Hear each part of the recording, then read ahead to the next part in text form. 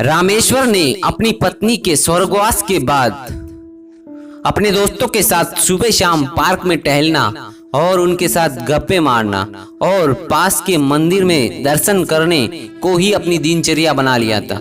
रोटी के ऊपर यह कहानी बहुत ही शानदार है दोस्तों, पूरी जरूर देखें। वैसे रामेश्वर के घर में किसी प्रकार की कोई कमी भी नहीं थी, उनका सभी बहुत ध्यान भी रखते थे। लेकिन आज सभी दोस्त चुपचाप बैठे थे क्योंकि एक दोस्त को वृद्धाश्रम भेजने की बात से सभी दुखी थे। आप सब हमेशा मुझसे पूछते थे कि भगवान से मैं तीसरी रोटी क्यों मांगता हूँ। आज मैं आपको बता देता हूँ कि तीसरी रोटी का महत्व क्या होता है। तो दोस्तों आगे कहानी इस प्रकार है। कमल ने पूछा, क्या बहू तुम्हें सिर्फ 3 ही रोटी देती है क्या? बड़ी उत्सुकता से एक दोस्त ने दूसरे दोस्त से पूछा। नहीं यार, ऐसी कोई बात नहीं, बहू बहुत अच्छी है। असल में रोटियां होती ही 4 प्रकार की है। पहली रोटी बहुत ही स्वादिष्ट होती है दोस्तों। यह रोटी माँ की रोटी होती है जिसमें माँ की ममता और वात्सल्य से भरपूर होती है, जिससे पेट तो भर जाता है पर मन कभी नहीं भरता। एक दोस्त ने कहा, 16 आना सच बात है दोस्त, शादी के बाद यह रोटी हमें कम ही मिलती है।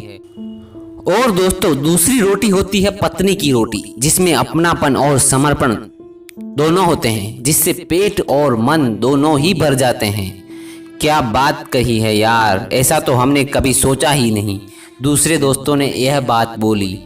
फिर तीसरे एक दोस्त ने सवाल किया, दोस्त तीसरी रोटी किस प्रकार की होती है, यह भी तो हमें बताओ, तीसरी रोटी किस प्रकार की होती है?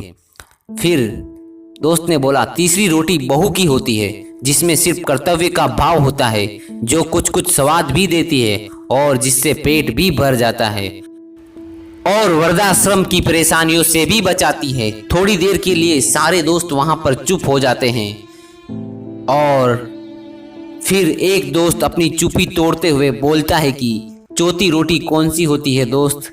चौथी रोटी किस प्रकार की होती है वह भी तो बताओ।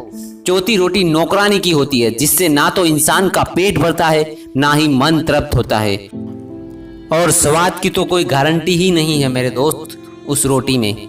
तो फिर हमें क्या करना चाहिए? एक दोस्त ने ऐसा सवाल किया तो दूसरे दोस्त ने कहा, माँ की हमेशा पूजा करो, पत्नी को सबसे अच्छा दोस्त बनाकर जीवन जियो, बहू को अपनी बेटी समझो और छोटी मोटी गलतियों को नज़रअंदाज कर दो।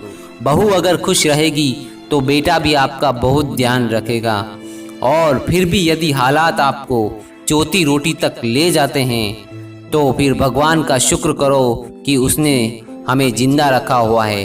अब स्वाद पर ध्यान मत दो, केवल जीने के लिए कम खाओ ताकि आराम से बुढ़ापा कट जाए। बड़ी खामोशी से सब दोस्त सोच रहे थे कि वाकई में हम कितने खुश नसीब हैं कि हमें परिवार मिला, सब कुछ मिला। धन्यवाद दोस्तों। कहानी कैसी लगी कमेंट में बताना।